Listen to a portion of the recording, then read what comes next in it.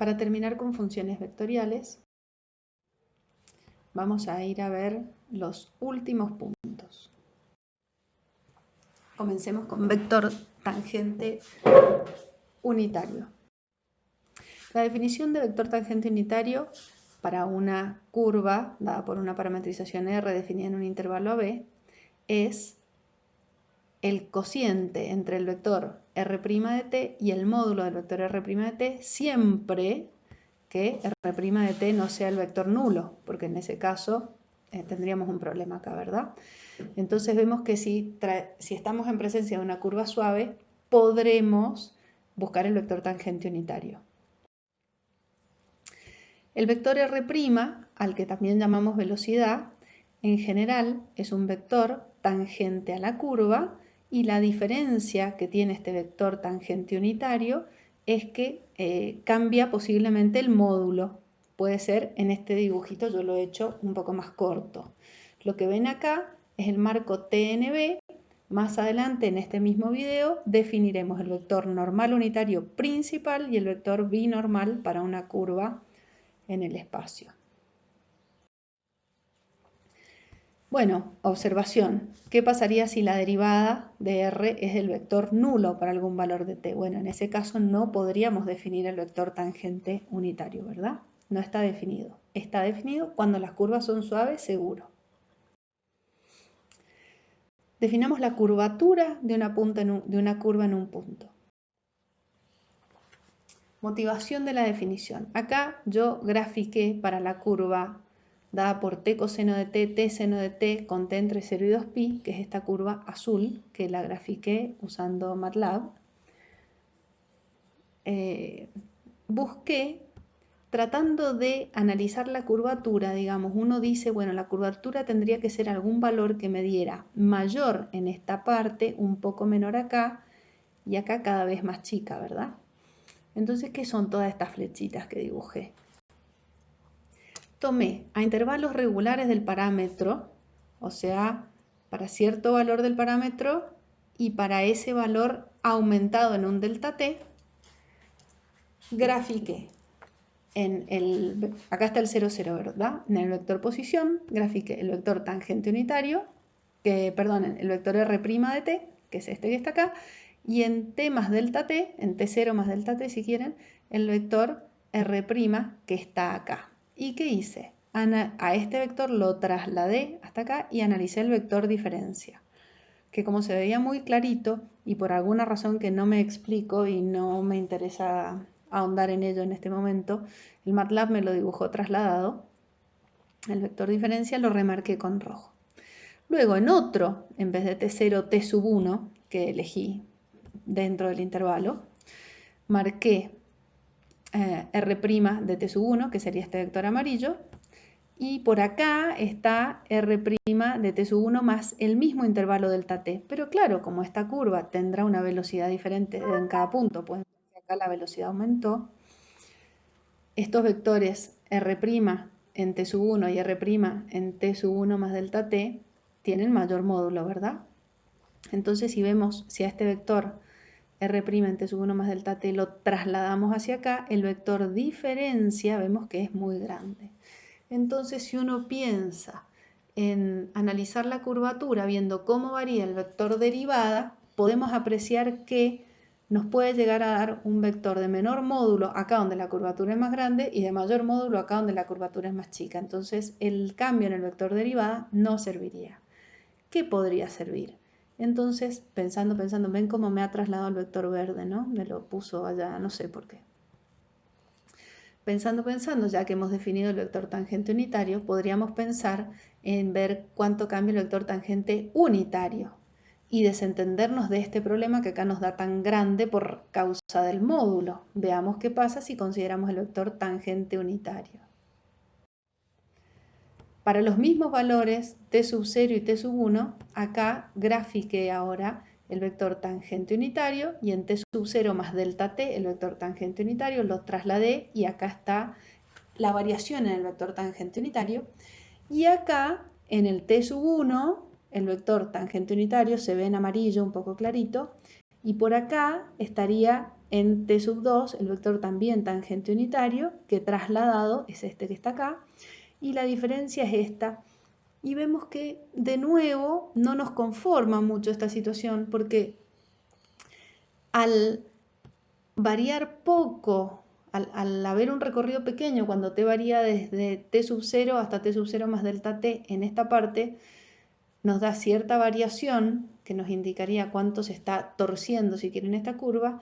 Y acá, aunque la curva se está doblando menos, al ser mayor la velocidad de recorrido de la curva, de nuevo alcanzamos a tener una variación muy grande, entonces tenemos un problema que sigue siendo como grande el cambio entre el vector tangente unitario para este valor t sub 1 y el vector tangente unitario acá. Nos dan bastante diferentes porque hemos recorrido un trecho muy largo. Entonces, ¿qué podríamos hacer? Bueno, la idea brillante es la siguiente. Reparametricemos la curva usando la parametrización natural o la parametrización con respecto a la longitud de arco y vamos a obtener algo así. Acá. Ahora,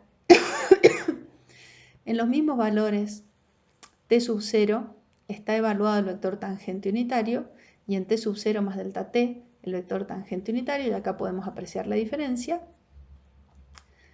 Y acá en t sub 1, digamos, está el vector tangente unitario, pero si en realidad, yo les estoy hablando todo el tiempo de t, pero si la reparametrizamos con respecto a la longitud de arco, en realidad más que delta t, lo que tenemos es un delta s. Para el mismo delta s, para la misma longitud de arco recorrida acá, que la longitud de arco recorrida acá, acá ponemos el vector tangente unitario, lo trasladamos, vemos la diferencia, y vemos que es mucho más corto, si quieren, el vector diferencia. O sea que ahora, en este escenario, el módulo de este cambio sí lo podemos relacionar con la curvatura, ¿verdad? Por lo cual, nuestra definición de curvatura es la siguiente. La curvatura en un punto de una curva suave es el módulo de la derivada del vector tangente unitario con respecto a la longitud de arco.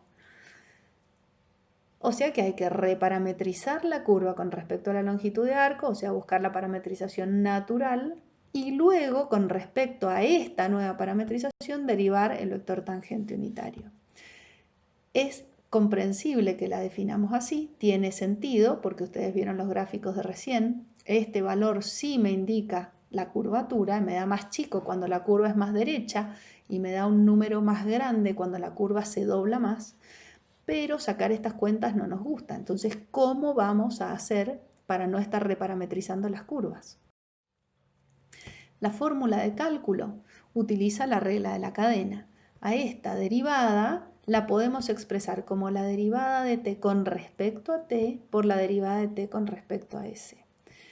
¿Y qué resulta? Que la derivada de t con respecto a t es t' de t, y acá está el módulo.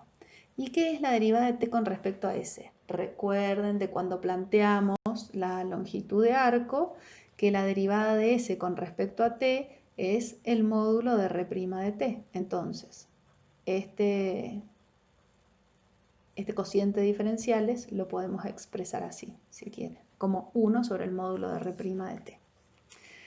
Esta es la cuenta que uno saca en realidad sin necesidad de cambiar la parametrización que tiene.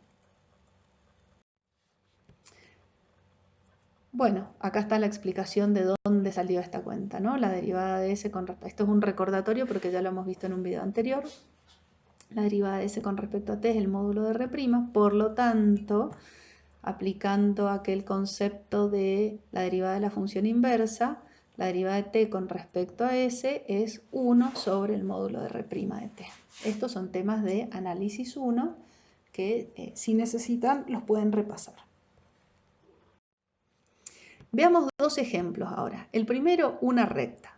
Cualquier recta, parametricémosla de la forma más sencilla. El punto A de coordenadas A, B y C nos da la posición y el vector director sería D, E, F. Y permitimos que el parámetro T tome todos los números reales, así tenemos una recta. ¿Cómo hacemos para buscar la curvatura? Bueno, vamos a utilizar nuestra fórmula de cálculo.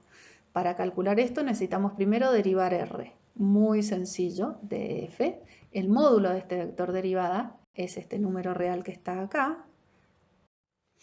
Y el vector tangente unitario, que luego necesito derivar, es 1 sobre el módulo de r' de t por el vector r' de t. Acá está.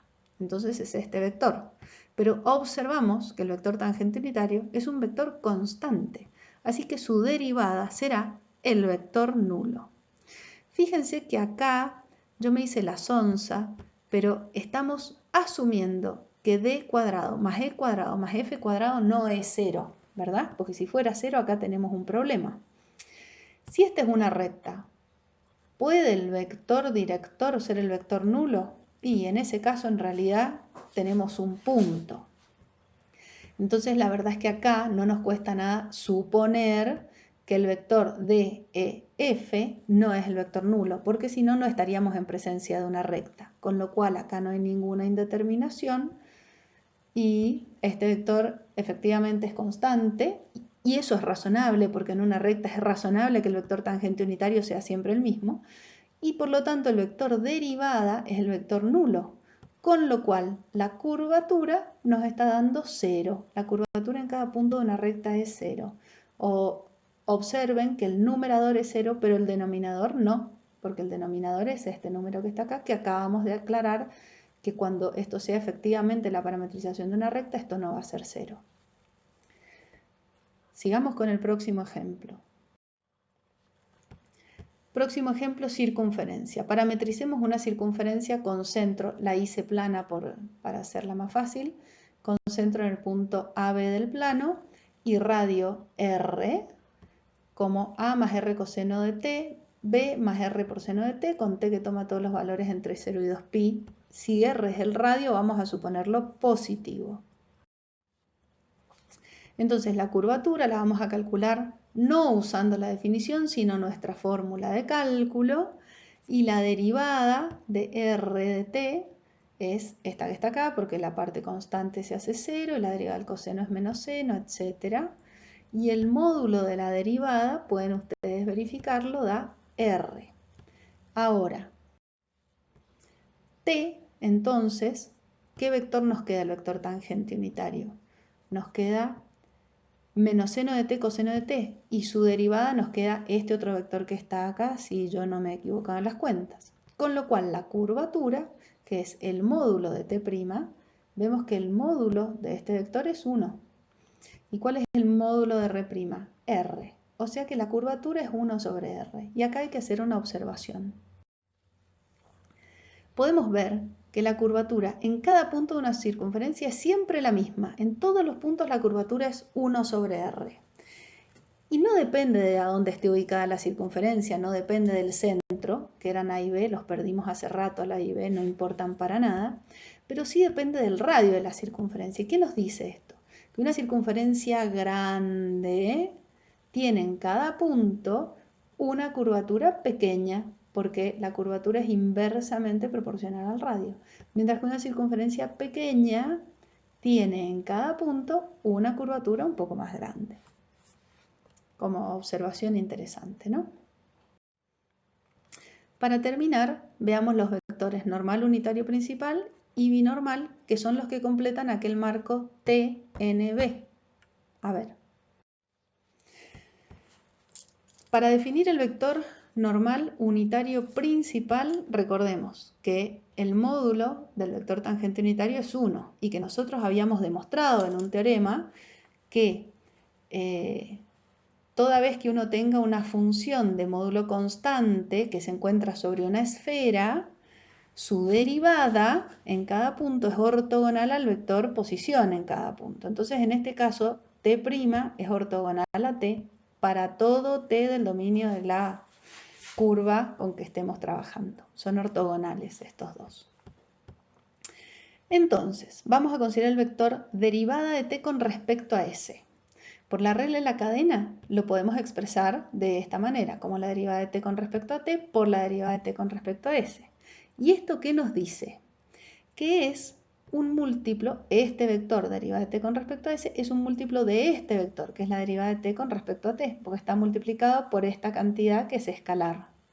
Y recuerden que esta cantidad se relaciona con el módulo de la derivada de r, ¿verdad? Es múltiplo de este vector que es t' de t. Por lo tanto, como este t' de t es ortogonal a t, este vector también va a ser ortogonal a t.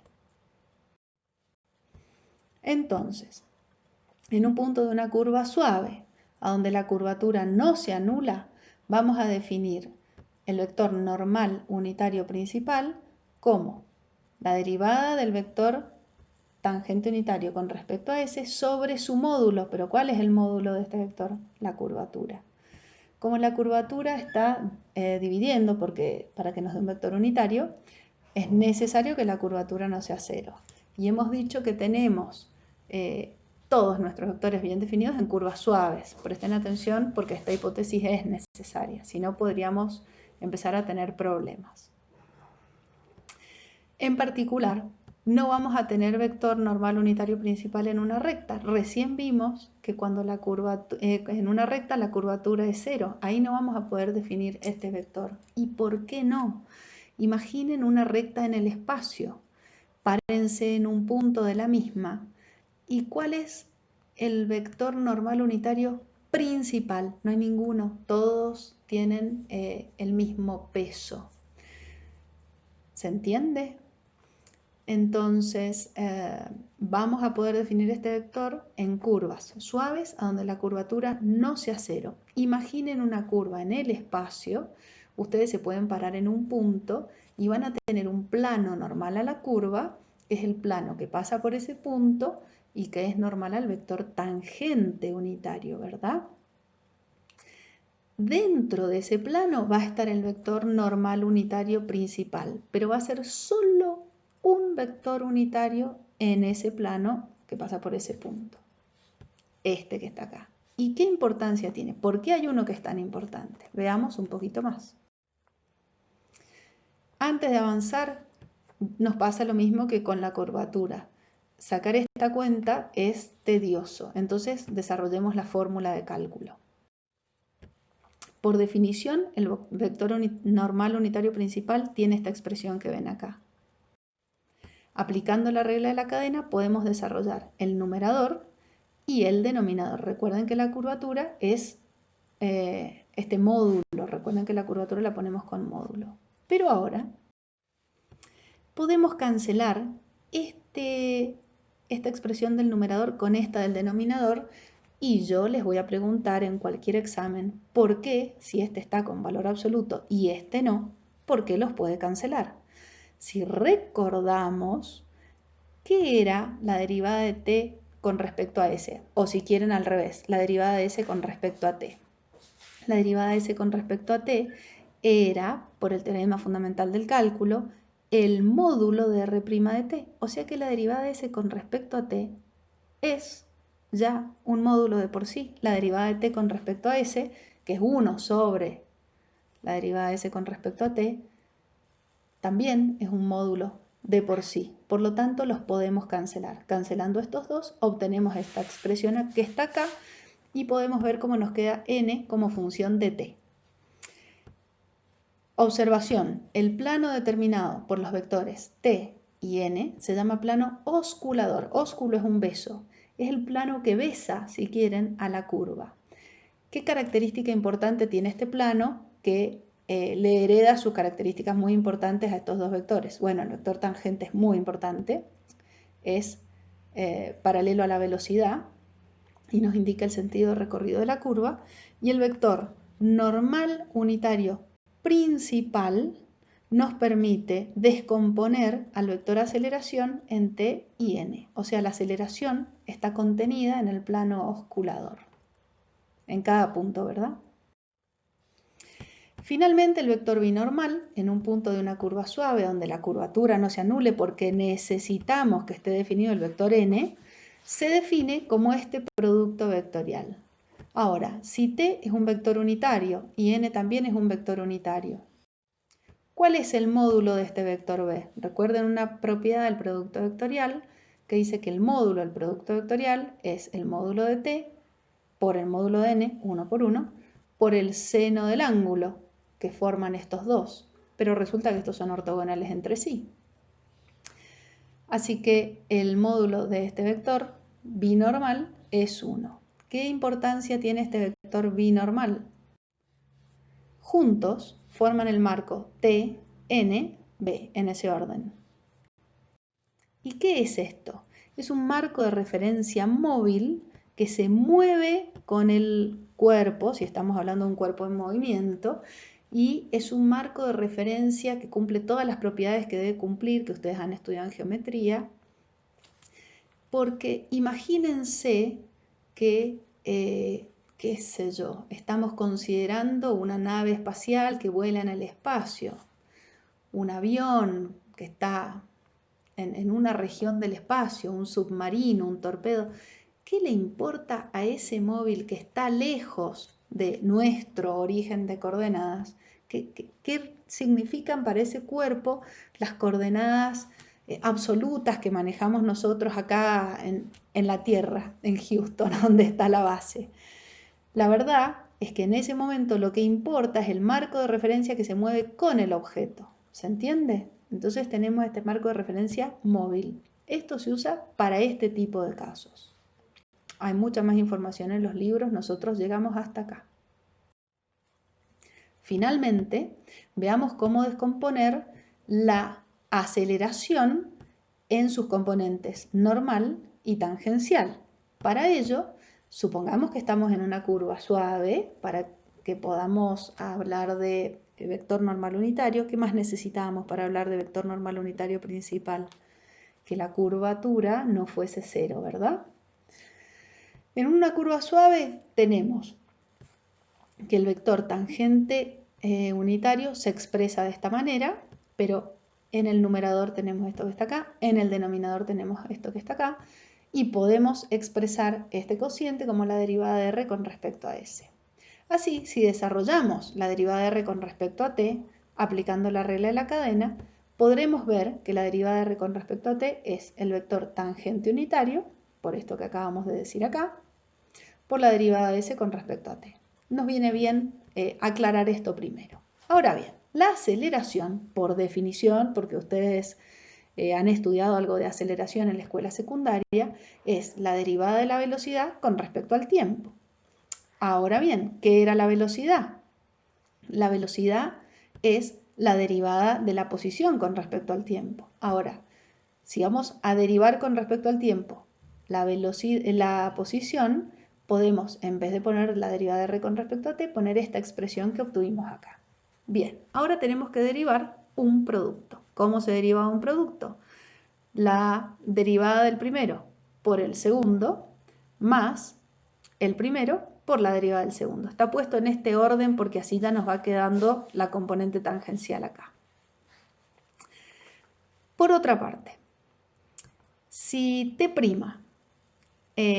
queremos expresarla como la derivada de t con respecto a s por la derivada de s con respecto a t, chiquita, nos aparece acá otro factor, derivada de s con respecto a t, por lo tanto nos queda este al cuadrado por la derivada de t con respecto a s. ¿Se entendió la cuenta que hice en el aire?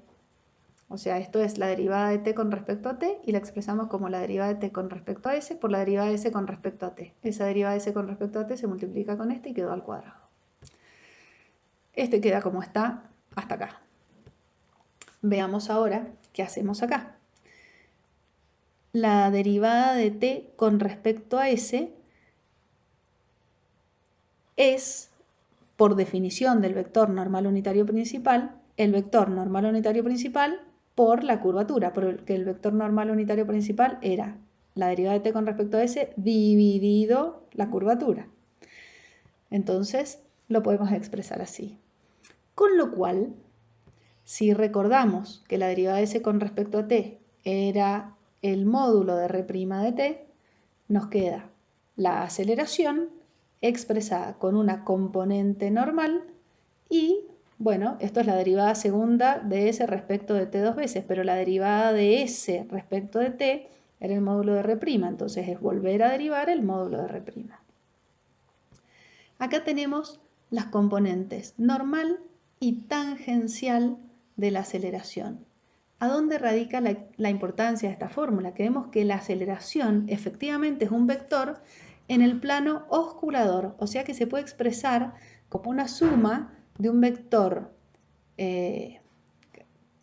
paralelo, digamos, al vector normal unitario principal y un vector paralelo al vector tangente unitario.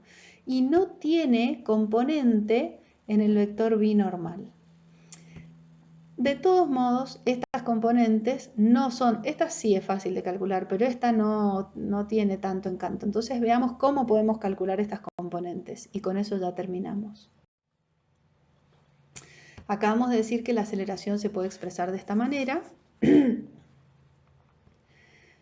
y la que nos perturba un poquitito es esta componente que está acá. Ok, entonces, si a esta componente la llamamos A sub n, ¿sí? Y a esta componente la llamamos A sub t, nosotros sabemos que tenemos expresado el vector A como A sub n por el vector n más A sub t por el vector t, ¿verdad? También sabemos que el módulo al cuadrado del vector A es el vector A multiplicado escalarmente por el vector A. Uy, acá están los dibujitos y me los estoy perdiendo. Acá estaría la componente tangencial, es algún múltiplo escalar del vector t, por ejemplo este que está dibujadito acá, y acá estaría la componente normal, algún múltiplo escalar del vector unitario n. Y acá está la aceleración, la suma de estas dos componentes. Bien, son ortogonales estos dos vectores, recuerden. Bueno, nosotros sabemos por propiedad del producto escalar que el producto escalar de A con A es el módulo de A al cuadrado y Pitágoras nos enseñó que el módulo de A al cuadrado va a ser la componente tangencial al cuadrado más la componente normal al cuadrado, porque estamos en un triángulo rectángulo, porque estos dos vectores son ortogonales entre sí. Bien, de acá podemos despejar la componente A sub n, que es esta componente que es menos linda de calcular, si quieren ponerlo en esos términos. Despejando obtenemos esta expresión para la componente normal y bueno, acá está la componente tangencial, que esta no nos representa tanto problema porque viene dada en términos de la parametrización que tenemos. Con esto hemos terminado, queridos jóvenes, espero que hayan entendido y disfrutado de este tema.